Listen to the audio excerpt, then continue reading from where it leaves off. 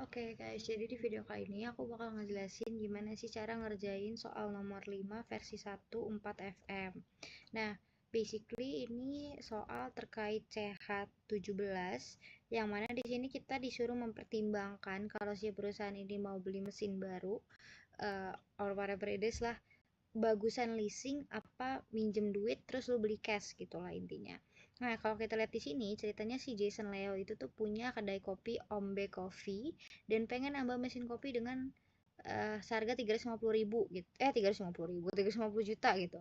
Terus dia depresiasi dengan MACRS 5 tahun, ya ini persen-persenannya. Terus mesin tersebut dapat dibiayai dari leasing atau minjem dari bank. Di mana biaya pemeliharaan untuk tipe mesin ini adalah 7,5 juta per tahun. Ini maintenance cost ya. Terus tingkat pajak yang berlaku adalah 21% kayak biasa. Terus required return yang 12%. Dan ini ada data-data tambahan lagi. Kalau kita baca di sini, alternatif leasing ini katanya selama 5 tahun dengan pembayaran setiap akhir tahunnya sebesar 102 juta. Terus perusahaan tuh punya hak untuk beli mesin pada akhir kontrak dengan harga 50 juta. Berarti ini adalah purchase optionnya 50 juta. Terus alternatif meminjam, artinya sih perusahaannya itu minjem uang dari bank, nah ntar dia bayarnya cash ke si penjual mesin ini. Cuman artinya dia harus bayar cicilan dong untuk ngelunasin utangnya. Gini, makanya dia bilang minjem uang ke bank money sebesar harga mesin dengan tingkat suku bunga 15% dan lama pinjaman selama 5 tahun. Jadi sama-sama 5 tahun nih. Nah, tugas kita apa sih? Tugas kita tuh untuk bikin rekomendasi alternatif pembiayaan mana sih yang lebih oke yang diambil untuk si Jason berdasarkan langkah-langkah yang sesuai dan berikan alasan Anda. Jadi kita perlu lihat kira-kira dari alternatif ini lebih menguntungkan kalau gue pakai leasing atau gue minjem uang dulu baru gue beli gitu, terus nanti gue cicil pinjaman gue tiap tahun. Nah, eh, caranya adalah kita harus menghitung supaya sama rata dan adil pakai present value-nya gitu. Tapi nanti stepnya banyak, pokoknya kita akan lihat lebih lanjut sini. Tapi pertama-tama di sini aku tulis diketahuinya dulu nih biar kita informasinya gampang nyarinya. Pertama, machine price-nya tadi dikasih tahu 350 juta ya. Terus depreciation period-nya selama 5 tahun, depreciation MACRS-nya ini ya persen-persenannya. Ini maintenance cost per tahunnya, tax rate-nya, required return-nya. Terus alternatif leasing, kontrak periodnya 5 tahun, annual lease payment-nya 102 juta, purchase option-nya sekian. Maksudnya kalau di akhir leasing terus kita memutuskan untuk beli, harganya 50 juta nih gitu. Terus alternatif meminjamnya dengan interest rate 15%, period 5 tahun, dan annuity. Annuity ini kita cari sendiri pakai rumus PMT. Maksudnya annuity itu apa sih? Di sini kan kita nggak dikasih tahu ya alternatif meminjam tuh bayarnya berapa sih per tahun. Nah ini kita harus nyari sendiri nih teman-teman. Cara nyarinya pakai rumus PMT. Ini sama dengan, terus aku tulis PMT pakai minus nggak ya, lupa ya udah terus aja PMT. Terus kita kan langsung muncul ya rate, berarti rate-nya dulu 15%. Terus number of periods-nya adalah 5 tahun. Present value-nya yang kita pinjem berapa, kan kita pinjem tadi dia bilang ya seharga sebesar harga mesin, yaitu si 350 juta ini gitu. Terus sisanya udah nol-nolin aja lah, nggak penting gitu. Nah, tapi perlu diingat kalau misalkan dia ada dikasih tahu installation cost, maka si machine price-nya itu harus ditambah installation cost ya untuk masukin ke si present value-nya ini gitu. Karena si installation cost itu intinya juga termasuk biaya yang lu keluarin lah untuk benar-benar acquire si mesin itu gitu. Sekarang kita udah dapat nih annuity-nya segini. Nah, ini nggak usah risau dulu kenapa panjang kali si tabel ini udah keisi. Nanti aku jelasin satu-satu. Pertama, di sini ini biar kita nggak bingung, kita ini dulu lah, merem dulu ininya. Kita putihin dulu ya. Gimana caranya? Gini. Nah, oke. Nah, di sini tabelnya ada, kita pertama bikin loan amortization schedule dulu. Ini adalah pilihan yang minjem uang. Terus kita beli cash. Terus tapi kita harus bayar cicilan utangnya tiap tahun gitu. Nah, makanya namanya loan amortization schedule. Terus di sini ada year 1 sampai 5 karena masa peminjamannya 5 tahun. Saldo awal pinjaman, terus ada angsuran tiap tahunnya berapa. Pembayarannya tuh pasti kan terdiri dari bunga sama pokok pinjaman dong gitu. Sama saldo akhir pinjaman. Ini konsepnya sama kayak accounting, tapi kita pakai rumus biar gampang gitu kan. Nah, di sini angsuran, tadi kita udah ngitung angsuran tiap tahun berapa? 104 juta sekian. Maka ya udah, di sini kita langsung tulis aja 104 juta semua. Kalau aku warnain lagi, nah gini 104 juta semua. Di sini aku langsung ini sih nge-select dari sininya gitu. Atau kalian mau tulis satu-satu juga nggak masalah. Oke, ini angsuran sudah tulis semua. Sedangkan saldo awal pinjaman kita berapa? 350 juta. Maka di sini aku taruh 305. Oh, wait. Ini masih putih ya warnanya. 300. Nah, ini kita putihin dulu deh biar kita tidak bingung ya gimana tiba-tiba muncul. 350 1 2 3 4 5 6. Nah, 350 juta saldo awal pinjamannya. Nah, sekarang bunganya berapa sih? Bunganya dia bilang 15%. Ini coba kita munculin dulu bunganya, apakah sudah ada? Sudah ada ya teman-teman. Nah, ini bunganya kita lihat dapatnya dari mana? Dari saldo awal pinjaman kita kali sama 15%. Itulah bunganya. Sedangkan logikanya kan kita bayar tiap tahun itu sebesar, aduh kenapa muncul lain-lain ini ya. Nah, sebesar 104 juta sekian gitu. Kalau 52 juta 500-nya ini bunga, berarti pokok pinjamannya yang dia lunasin di tahun itu selisihnya dong. Tinggal 104 ini, makanya dia kurang sama bunganya. Harusnya udah ada ininya sih, sebentar ya. Sudah ada angkanya di sini. Tapi nah nih.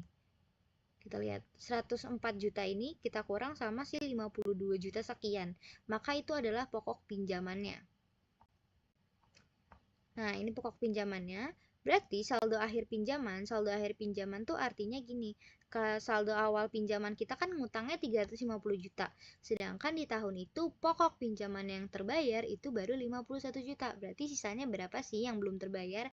Ya udah saldo awal pinjamannya kita kurang pokok pinjamannya, dapatlah saldo akhir pinjaman gitu. Nah, sedangkan ini bunganya ya tidak kita hitung ya, teman-teman. Pemberian bunga aja. Oke, sekarang sudah. Terus lanjut lagi nih. Ini langsung saja aku warnain semua biar kita kelihatan. What the fuck man? Sorry.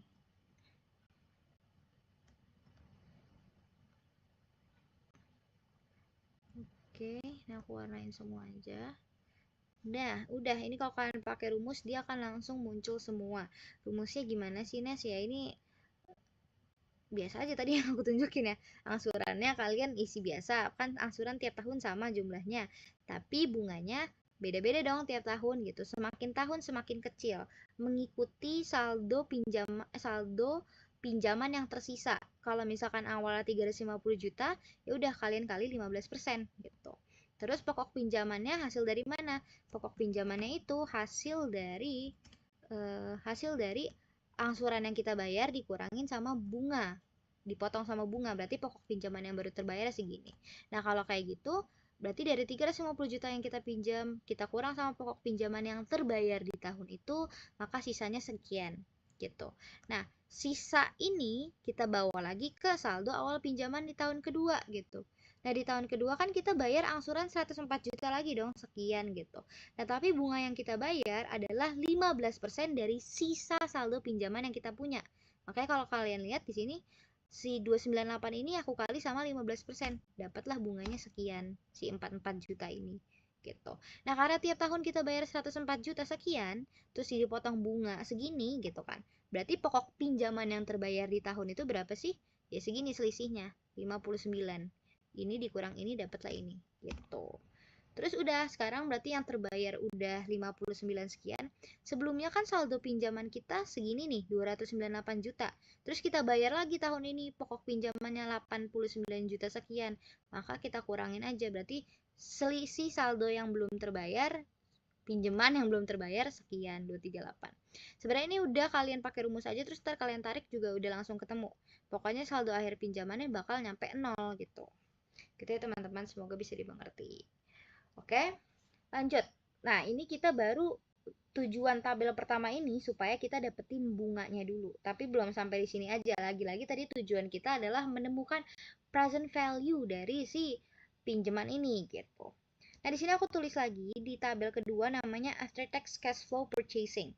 Nah, di sini aku bikin tahun lagi 1 sampai 5, terus installmentnya ini ya, cicilannya sama. Kayak gini angsurannya. Terus maintenance cost-nya, tadi maintenance cost dikasih tahu berapa sih? 7,5 juta per tahun. Maka aku tulis 2. Nah ini kalian kasih inilah. Nah, taruh sampai bawah. Nah, ini 7,5 juta. Sekarang installment sama aku udah tulis ketahui installment, maintenance cost-nya berapa, depresiasi. Nah, depresiasi itu dihitung dari mana sih? Ntar aku juga lupa. Dari si ini ya, konstan ya. Dari sini teman-teman. Dari machine price-nya dikali sama persen depreciation MACRS-nya tiap tahun kan beda-beda. Jadi langsung aja nih, sama dengan kalian seleksi machine price-nya.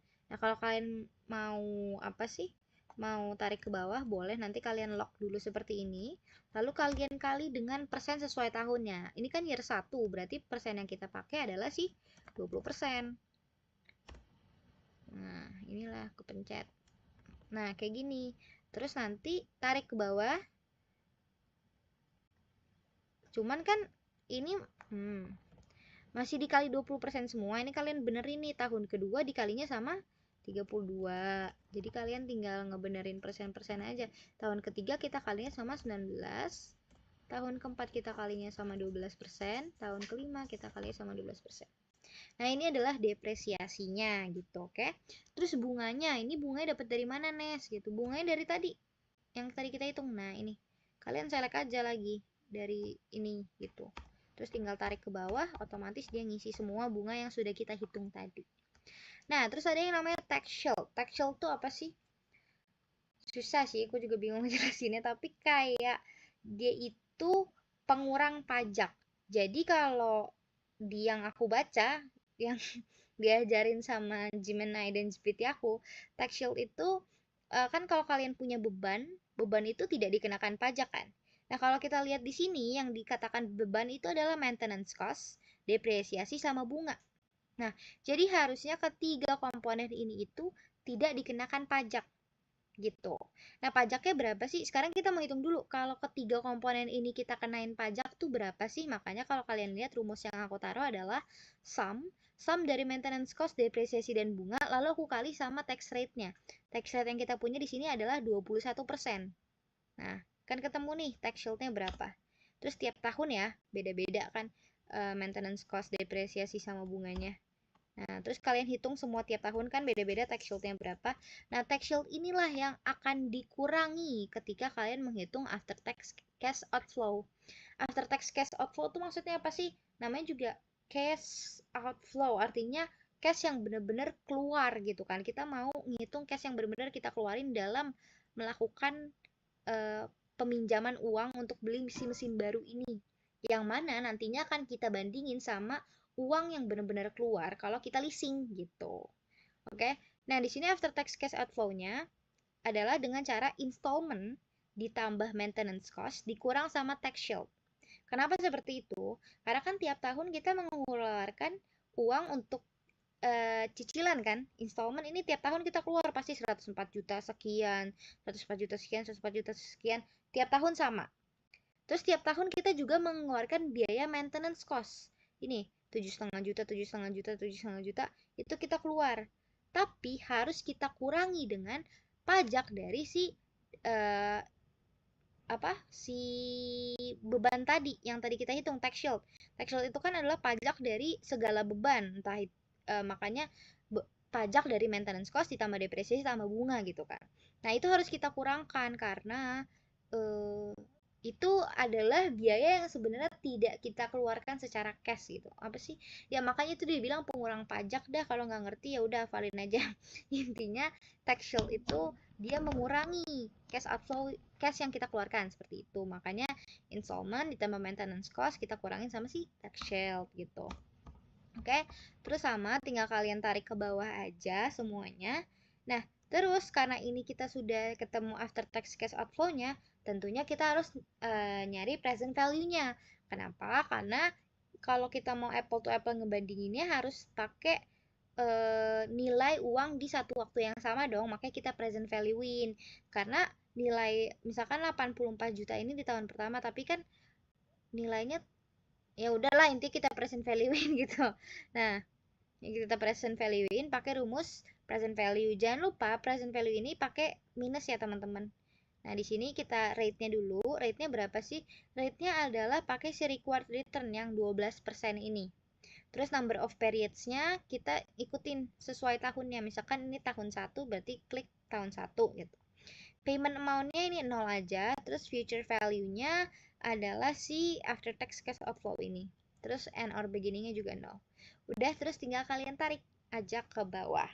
Nah, tapi Nes, gimana kalau misalkan required return-nya nggak dikasih tahu kayak soal Bu Reni tadi, itu contohnya required return-nya tidak dikasih tahu gitu. Nah, kita buka dulu ya latihan yang Bu Reni. Latihan Agnes. Oh, bukan. Ini email kurkul. Sebentar, latihan Agnes FMC.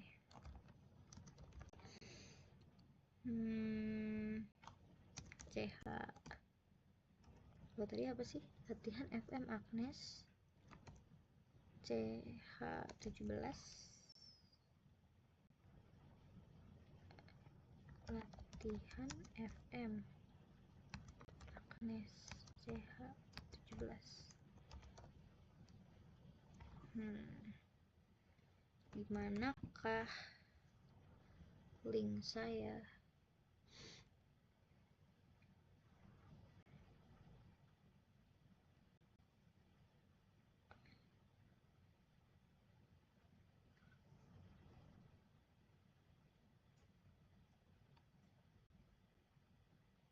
Sebentar ya teman-teman, kita cari dulu ke sini.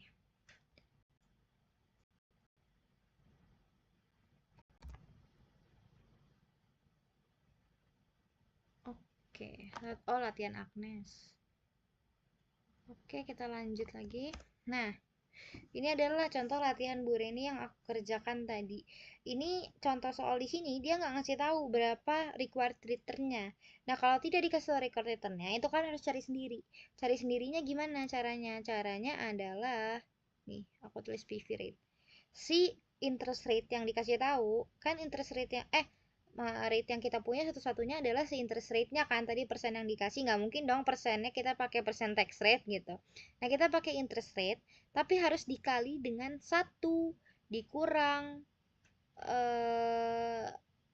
dikurang berapa? Dikurang tax rate-nya. Jadi kalau kalian lihat di sini, aku B30 tuh yang nih, ini required, bukan required return sih harusnya.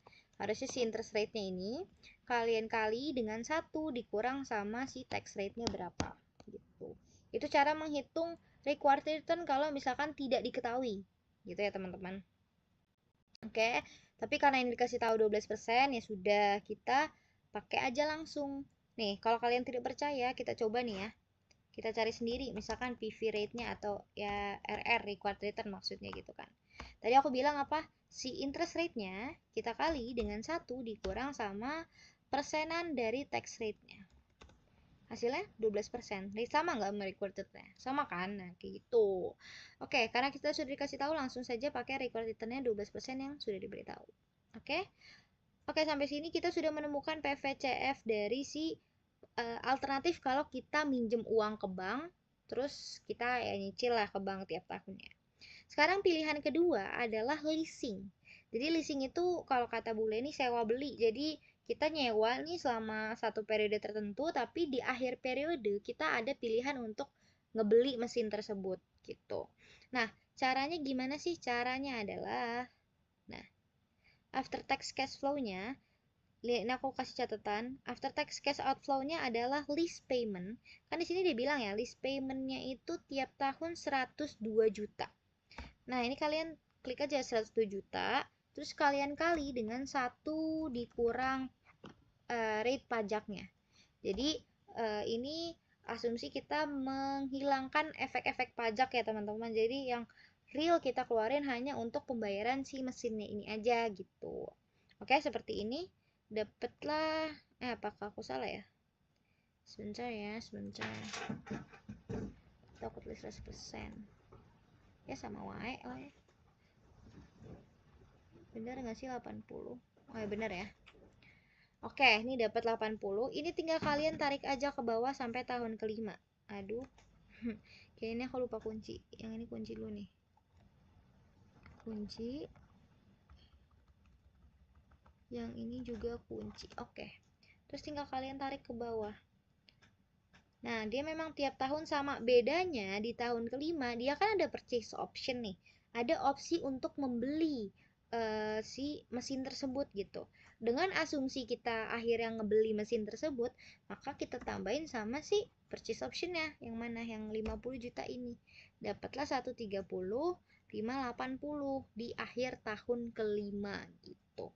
Terus, jangan lupa kita present value-in lagi. Sama kayak tadi, rumus Yamin PV.